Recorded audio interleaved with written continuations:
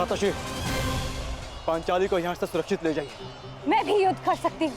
मुझे तुम्हारी क्षमता पर संदेह नहीं है पांचाली, परंतु तुम्हें भी अपने वर की योग्यता पर संदेह नहीं होना चाहिए। जब तक मेरी भुजाओं में बाण चलाने की शक्ति और छाती पर घाव सहने की क्षमता, तुम्हें अस्त्र उठाने की आवश्यकता नहीं पड़ेगी।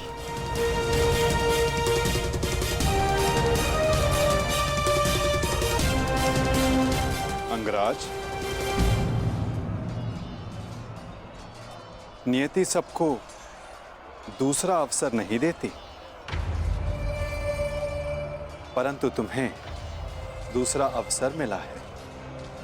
चयन करने में भूल मत कर बैठना।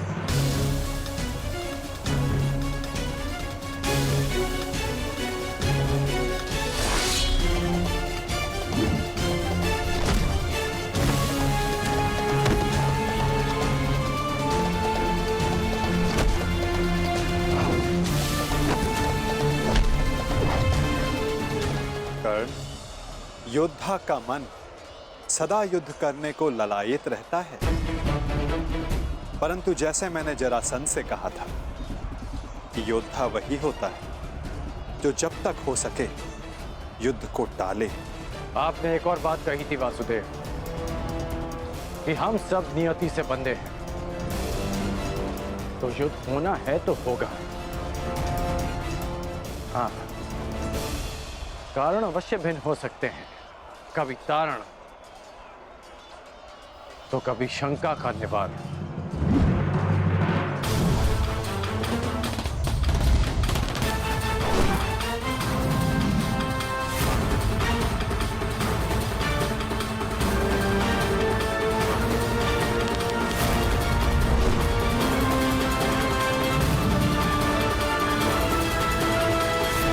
कैसी शंका अंगराज?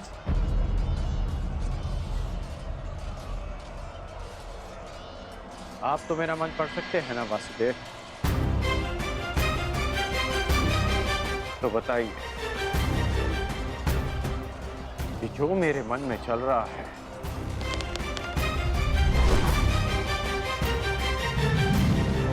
क्या वो सत्य है?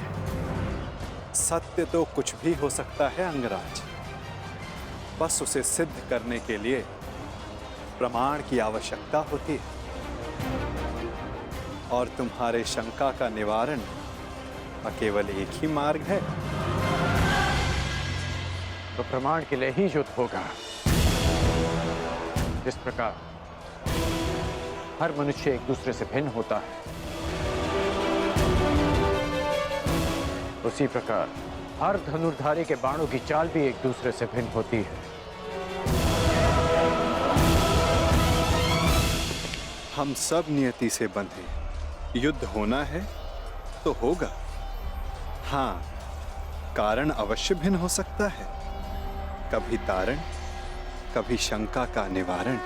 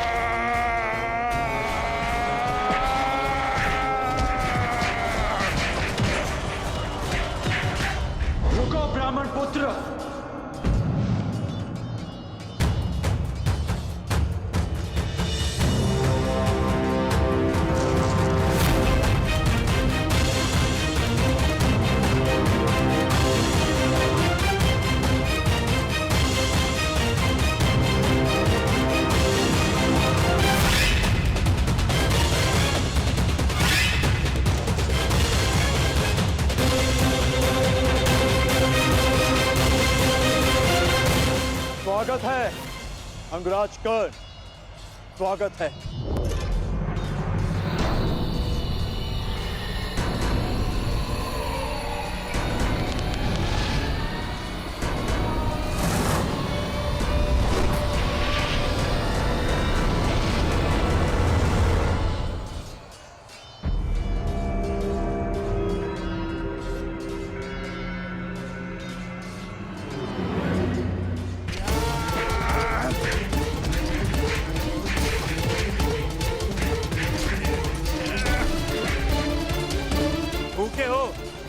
भूखे हो ब्राह्मण? अभी ये वृक्ष उखाड़ रहे। अरे हाँ, तुम्हें देखकर मुझे एक मूर्ख का स्मरण होता है, वो भी भोजन के लिए सदैव व्याकुल रहता था। अरे महाकाय ब्राह्मण, बालकों पर क्यों प्रहार कर रहे? आओ, मुझ पर प्रहार करो, आओ। इसी अवसर की मैं कब से प्रतीक्षा कर रहा था।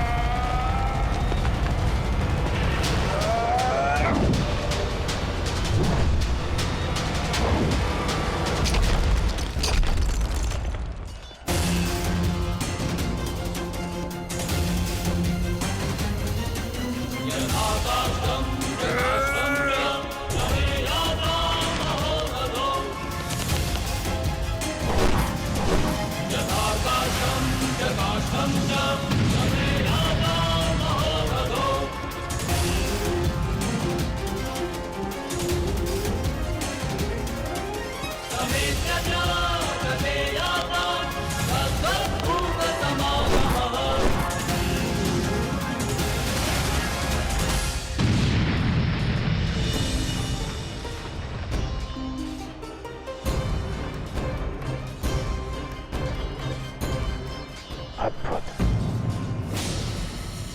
क्या तुम सच में ब्राह्मण हो वीर?